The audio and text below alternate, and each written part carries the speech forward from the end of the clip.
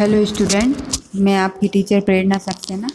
आज हम कक्षा 7 हिंदी मीडियम का विज्ञान का पाठ 3 पढ़ने जा रहे हैं। रीडिंग करेंगे उसकी और मैं आपको समझाती जाऊंगी, तो आप अपनी बुक अपने सामने ही रखिए और मेरे साथ साथ बुक के चैप्टर को रीड करिए। चैप्टर का नाम है अम्ल, क्षार तथा लवण। पार्ट 3 अम्ल, क्षार तथा लवण, एसिड, बेस एंड सॉल्ट। ठीक है, तो अब अपन पहले पढ़ते हैं अम्ल के बारे में। वे पदार्थ जो स्वाद में खट्टे होते हैं अम्ल कहलाते हैं। जो खट्टे पदार्थ होते हैं वो क्या कहलाते हैं? अम्ल कहलाते हैं।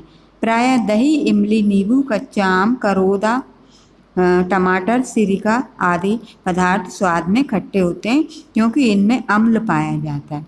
ये खट्टे क्यों होते हैं? क्योंकि इनमें अम्ल पदार्थ जो होता है वो पाया जाता है। अम्ल शब्द लैटिन भाषा के शब्द एसिड से लिया गया है, जिसका अर्थ है खट्टा।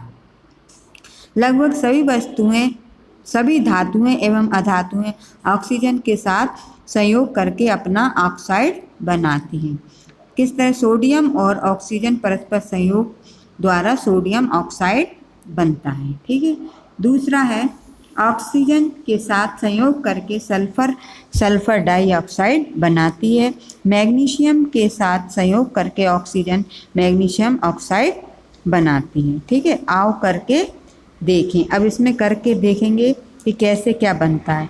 एक चम्मच में सल्फर का थोड़ा सा चूर्ण लेकर इसे बर्नर की लो पर गर्म करते हैं। जो सल्फर का जो चूर्ण होता है, चूर्ण, उसे लेकर बर्नर में गर्म करते हैं। सल्फर जलने लगती है। जलते हुए सल्फर को ऑक्सीजन के भरे गैस जार के अंदर ले जाइए तथा जार के मुंह को हल्का सा ढक लीजिए। सल्फर ऑक्सीजन के साथ अभिक्रिया करके सल्फर डाइऑक्साइड का निर्माण करता है या बनाता है। इसका सफ़ेद धुआं समस्त जार में भर जाएगा। चम्मच को बाहर निकालकर गैस जार के मुंह को ढक्कन से पूरी तरह बंद कर दीजिए। ठीक है, गैस जार में थोड़ा सा जल रखिए। सल्फर डाइऑक्साइड जल में घुलकर सल्फ्यूरिक अम्ल बनाती है। ठीक है, कुछ ऑक्साइड जल में घुलनशील होते हैं। अधातुओं के ऑक्साइड जल में घुलकर अम्ल बनाते हैं। उदाहरण के लिए परियोजना 1 द्वारा आप यह जान सकते हैं कि सल्फर डाइऑक्साइड जल में घुलकर सल्फ्यूरस ऑक्साइड बनता है। ठीक है, ये एक जो उदाहरण है उसके द्वारा अपन जान सकते हैं। अम्लों के प्रकार, अब ये कितने प्रकार के होते हैं वो बताया है इसमें। अम्ल 2 प्रकार के होते हैं। कार्बनिक अम्ल, कुछ फलों और खाद्य पदार्थों का स्वाद खट्टा होता है क्योंकि इनमें प्राकृतिक अम्ल विद्यमान होते हैं। इन अम्लों को कार्बनिक अम्ल कहते हैं। जिनमें प्राकृतिक अम्ल मौजूद होता है उसे क्या कहते हैं? कार्बनिक अम्ल कहते हैं। कार्बनिक अम्लों के कुछ उदाहरण निम्नलिखित हैं। एसिटिक एसिड, ये इसका सूत्र दिया है CH3COOH यानी सिरका। नेक्स्ट पेज पर आते हैं। साइट्रिक एसिड, नींबू, संतरा, अंगूर। टाइटेरिक एसिड, इमली, आंवला आदि। ऑक्जेलिक एसिड, टमाटर। लैक्टिक एसिड, फटा हुआ दूध। एक्स कार्बनिक एसिड, विटामिन सी। अब नंबर 2 दूसरे अम्ल का नाम है अकार्बनिक अथवा खनिज अम्ल। रसायनज्ञों ने प्रयोगशाला, जो रासायनिक हैं जो खोज करते हैं, उन्होंने प्रयोगशालाओं, अनुसंधानशालाओं में तथा उद्योगों में प्रयोग करने के लिए बहुत से अम्लों का निर्माण किया है। चूँकि ये अम्ल खनिज तत्वों से बनाए जाते हैं अतः इन्हें खनिज अथवा अकार्बनिक अम्ल कहते हैं। कुछ प्रमुख अकार्बनिक अम्लों के नाम और संकेत दिए हैं। सल्फ्यूरिक एसिड, गंधक का अम्ल, H2SO4। ठीक है, संकेत है उसका क्या है? H2SO4। दूसरा है नाइट्रिक एसिड, शोरे का अम्ल, HNO3। हाइड्रोक्लोरिक एसिड नंबर 3 पे है, नमक का अम्ल, तो HCl। ठीक है, ये अम्ल अत्यधिक संधारक होने के कारण त्वचा, वस्त्रों तथा धातुओं आदि का क्षय करते हैं। अकार्बनिक अम्लों को कभी भी छूना या चखना नहीं चाहिए। अम्लों में हाइड्रोजन की उपस्थिति। अम्ल वे यौगिक हैं जिनमें प्रतिस्थापनीय हाइड्रोजन विद्यमान होती है। उदाहरण के लिए गंधक के अम्ल H2SO4, शोरे के अम्ल HNO3, नमक के अम्ल HCl, कार्बनिक अम्ल H2CO3, एसिटिक अम्ल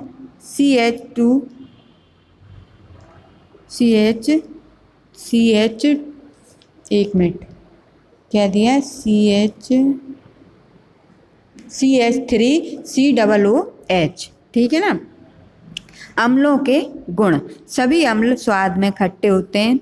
सभी अम्ल नीले लिटमस पेपर को लाल कर देते हैं। सभी अम्ल जल के साथ क्रिया करके हाइड्रोनियम आयन तथा अम्लीय मूलक बनाते हैं। अम्ल धातुओं के साथ अभिक्रिया करके लवण तथा हाइड्रोजन गैस बनाते हैं। ये दिए हुए इस तरह से बन रहे हैं। अब आते हैं अपन नेक्स्ट पेज पर। ये बनाए गए हैं, इसमें क्रिया विधि दी है तो जो आप पढ़ सकते हैं। केवल कार्बनिक एसिड धातुओं के साथ अभिक्रिया नहीं करते, ठीक है ना। अम्ल कार्बोनेट्स एवं बाइकार्बोनेट्स के साथ अभिक्रिया करके कार्बन डाइऑक्साइड गैस बनाते हैं। ये बनी हुई हैं, इनको आप देख लीजिए। धातु कार्बोनेट्स तथा अम्ल के मध्य की क्रिया का उपयोग सोडा अम्ल अग्निनाशक यंत्र में किया जाता है। इन यंत्रों में अम्ल सोडियम कार्बोनेट के साथ अभिक्रिया करके लवण जल तथा कार्बन डाइऑक्साइड का निर्माण करता है। यह कार्बन डाइऑक्साइड गैस आग बुझाने के काम में आती है। कार्बोनेट्स तथा बाइकार्बोनेट्स में अम्ल मिलाने से कार्बन डाइऑक्साइड की उत्पत्ति के कारण तेज आग दिखाई देने लगती है। सांद्र तथा तनु अम्ल, ठीक है ना।